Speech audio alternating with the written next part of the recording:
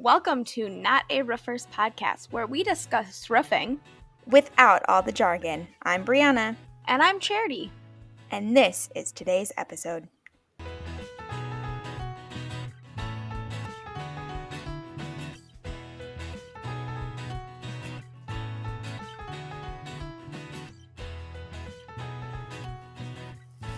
Hello and welcome back to Not a Roofers podcast. We are so excited. Today we have our first guest joining us on our podcast, and I will let them introduce themselves.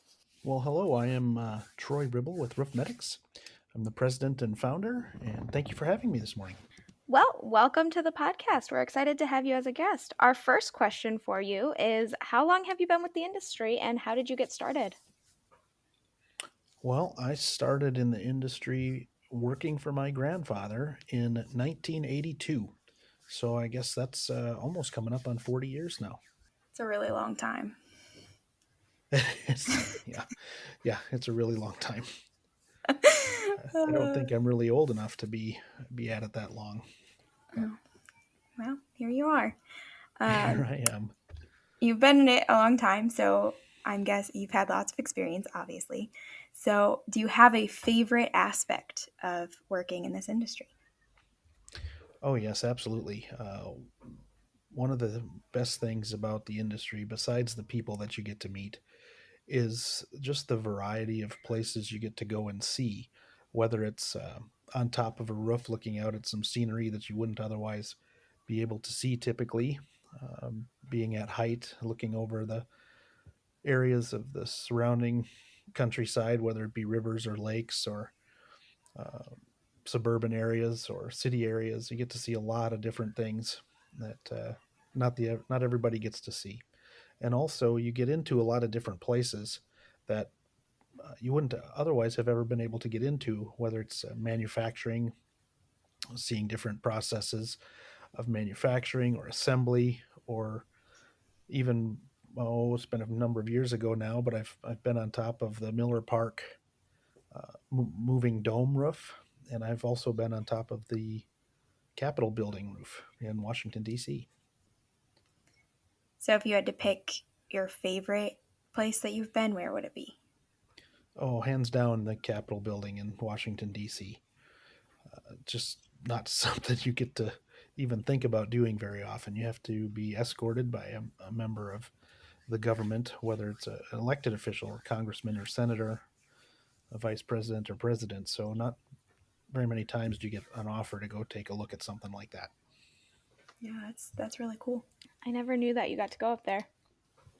Yeah, I think it's probably been about 7 or 8 years now, and it's if you ever seen on TV, they've got that the top of the Capitol has a light out of it, and the light indicates whether Congress is in session or not, and some other things that it indicates.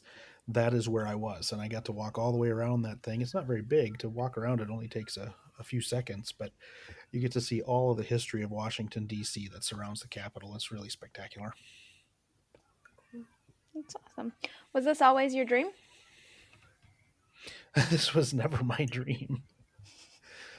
My dream was to be a missionary pilot, fly into the back country in South America or Africa or Indonesia or somewhere like that.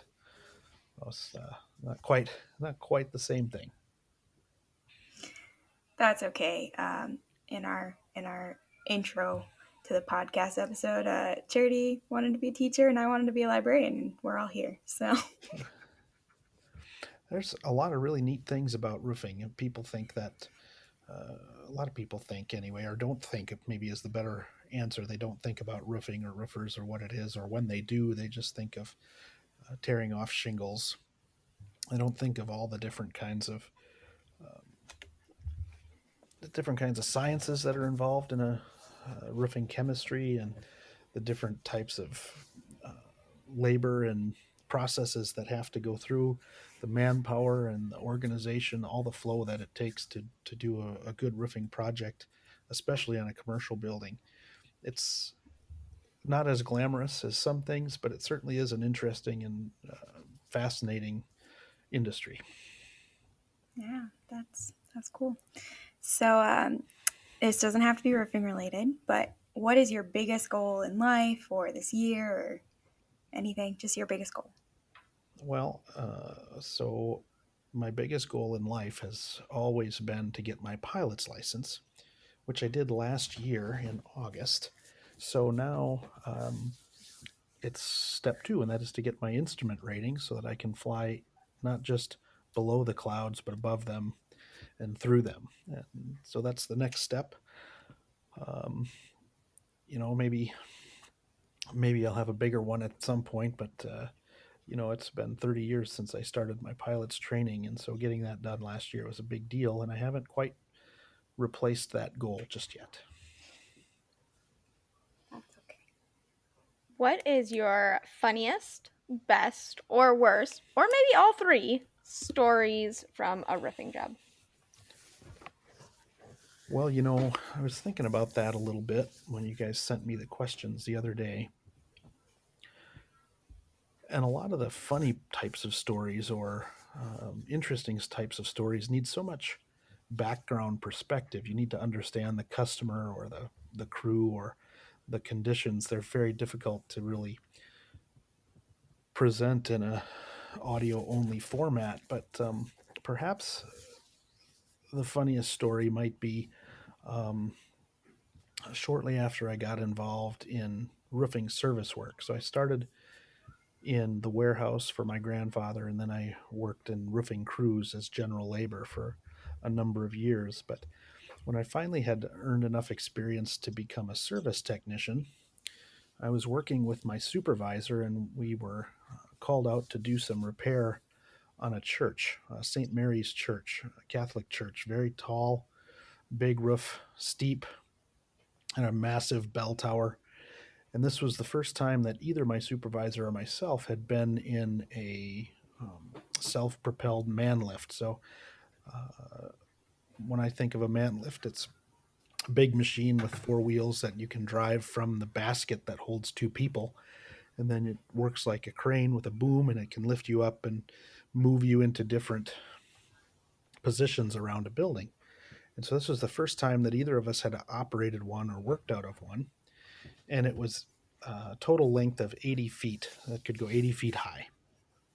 And if you've ever been 80 feet in the air, um, it's a lot different than just 80 feet away from you on the ground. 80 feet from the ground doesn't look that high, but from up looking down, it looks quite a bit higher. I've never been afraid of heights and still wouldn't say I'm afraid of heights, but I definitely have a healthy respect for them. Anyways, as we were getting used to using the machine, no one was there to train us. This was quite some time ago, so it's just here's the keys, go do it. And we figured out how to start it and figured out how to operate it. We're moving up to the roof. And as we were getting higher and higher, my supervisor said to me, he said, will this make any kind of noises or give us any kind of warnings if we start getting too far away where it might tip over or something like that? I said, I don't know. I have no idea. I've never run one of these before either. And he goes, well, we should be okay. I'm thinking, okay, great. And as we started turning the boom, and it moved us in a position where we could no longer see the machine that we were operating. We could only see the boom that was coming up over the roof. And we were probably about 60 or 65 feet high, coming up close to the bottom of the bell tower, top of roof, bottom of the bell tower. And right at that time, the bell from the church started to go off. And it just absolutely scared the living daylights out of both of us. We thought it was a warning for the thing and it was going to tip over and fall. And we both dropped down to our backsides right there in the bucket and latched on for dear life. And then we kind of looked at each other and realized nothing bad was going to happen. And we both just busted out laughing. Well, that is a very funny story. So, we were wondering if there is a question that you get asked the most often when it comes to roofing or roofs in general. Yeah, there's a number of them, but probably the most often, most common, most often question I get asked is, why would anyone put a flat roof on? Those things always leak. They don't work. And the answer to that question is quite lengthy, in that it really depends on a lot of factors. But flat roofs offer a lot of advantages for building owners, and they have a bad rap or reputation for failing. Oftentimes, they get their bad rap because they do leak, especially when they get older, and you have to repair them and maintain them, especially as they get past that 20-year mark. And a lot of building owners just choose to live with those leaks, or um, look at replacing it and find out how expensive it is, and then curse and grumble about why would anybody ever put a flat roof on.